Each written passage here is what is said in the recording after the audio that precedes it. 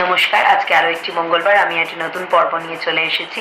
আবার একবার মনে করিয়ে দিচ্ছি, গল্পটি সংগৃহীত, গল্পে ঠিক যেভাবে লেখা আছে আমি সেভাবে পড়ে শোনাচ্ছি আপনাদের। আমি অবশ্যই কোনো নেশার বস্তুকে প্রমোট করছি না বা কোনো জাতকে, কোনো বিশেষ যারা কাজ করেন, যারা ডোম, যারা পুরোহিত, তাদের কাউকে আমি কোনোভাবে মিন করে কোনো কথা বলছি না। এটি গল্পে লেখা রয়েছে, আমি ঠিক সেইভাবে পাঠ করছি। এটিকে কেউ খারাপভাবে নেবেন না, গল্পের মতো করে শুনবেন। অথারের নাম আমি জানি না, লেখা নেই গল্পের বইতে, তো সেই জন্য আমি গল্পটি পাঠ করছি বাকি অংশ আজকে। কলকেতে দম মারা ভূতটার কথা শুনে সবাই বেশি খুশি হয়, মানে সব ভূতেরা খুব খুশি। ঠিকই তো, এরকম চলা উচিত নয়।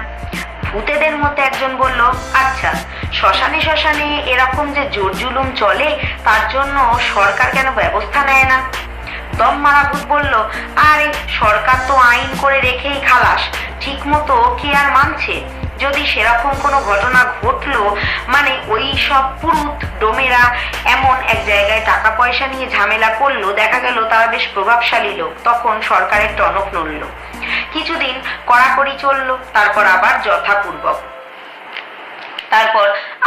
যথাপূর্বক।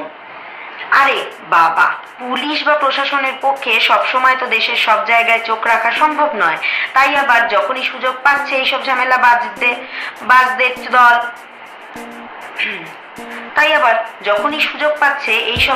বাজদের দল তখনই তারা ঝামেলা করে লোককে নানা রকমের ভয় দেখিয়ে পয়সা কামাচ্ছে। তাই ঠিক করেছি এর একটা বিহিত করতে হবে, যতটা আমাদের পক্ষে সম্ভব। প্রথম দিকে কথা বলা ভূতটা বলল, কি করতে হবে আমাদের, মানে কি করলে ওরা একটু ঠান্ডা হবে? দম মারা ভূত বলল, শ্মশানে ডেড বডির খাট, বিছানা, বালিশ, গায়ের চাদর এগুলো ডোমেরা জোর করে নিয়ে যায়। প্রথমে এগুলো বন্ধ করে দিই। তোমরা জানতে চাইছো নিশ্চয়ই কিভাবে?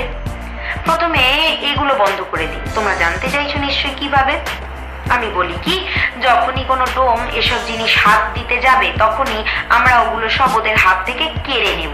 যদি বাধা দিতে আসে তবে ওদের মারধর করব, দেখবে ওরা ভয় পাবে। সত্যি বলতে কি শীতকালেও এগিয়ে আসছে। আমাদেরও বিছানা, বালিশ, গরম চাদরের দরকার, কি তাই তো? সমস্বরে সব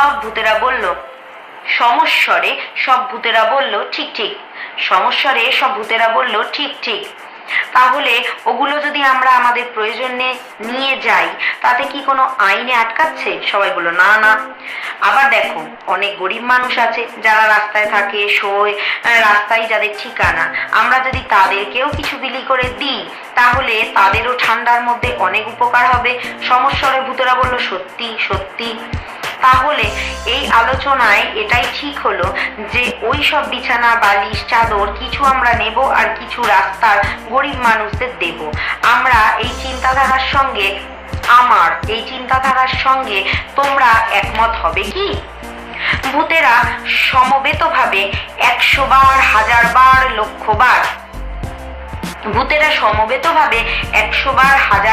লক্ষ বার বলল।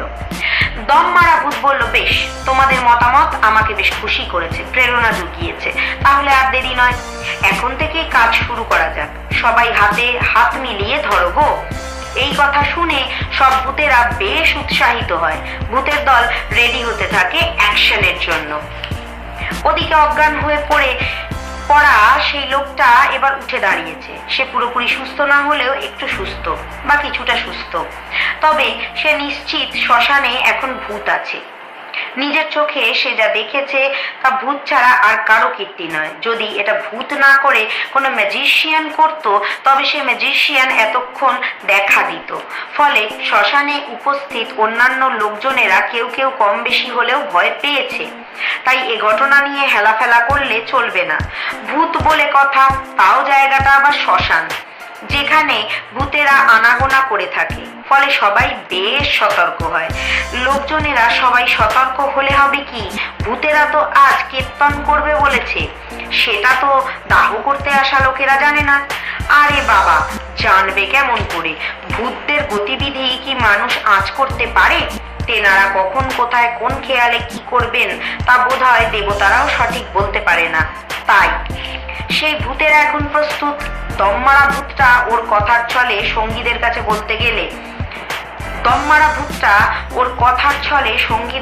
বলতে গেলে এই মুহূর্তে একজন নেতা গোছের হয়ে গেছে। হবে নাই বা কেন?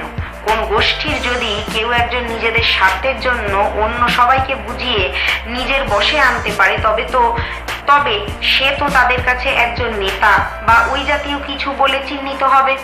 নিজেদের স্বার্থটা কে না বোঝে? শ্মশানে দুটো শবদেহ এখনো খাটে শোয়ানো আছে এবং সেই দুটো শবদেহ আছে ইলেকট্রিক চুল্লির সামনে।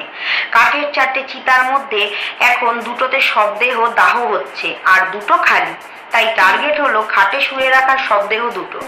একটা শবদেহ চুল্লিতে পুড়ছে আর একটা শবদেহ চেরাতে শুয়ে রাখা হয়েছে। চুল্লিতে পুড়তে থাকা শবদেহটা শেষ হয়ে গেলেই মাটির ওপর রাখা চেরাতে শোয়ানো শবদেহটা ঢুকে যাবে চুল্লিতে।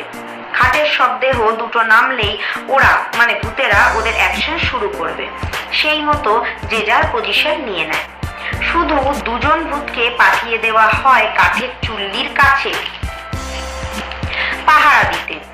ওখানে কোনো শবদেহ ঢুকলে ওদিককার অ্যাকশন ওরা নেবে। দুজন ভূতই যথেষ্ট।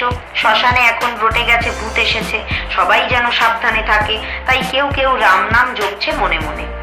এই রাম নাম জপটা একটা ভূতের কানে গেছে। সে খবরটা দিল সবাইকে। খবরটা শুনে দম মারা ভূতটা বলল, জপাচ্ছি। শোন, কোনো গয়ের কানুনি কাজকে বন্ধ করতে গেলে যদি মারদাঙ্গা বা ভয় দেখানো জাতীয় কাজ করতে হয় তখন ওই রাম ও নাম জপা লোকেদের ছেড়ে মার দেওয়াটাই সাপোর্ট করবে। আর আমরা তো কোনো রকম বাজে কাজ করছি না। কি করছি কি? ভূতের দল বলে ওঠে, একদম না, একদম না। সুতরাং প্রত্যেকেই রেডি হয়ে যাও। এবার শুধু প্রতীক্ষার পালা, কখন শবদেহটা নামবে।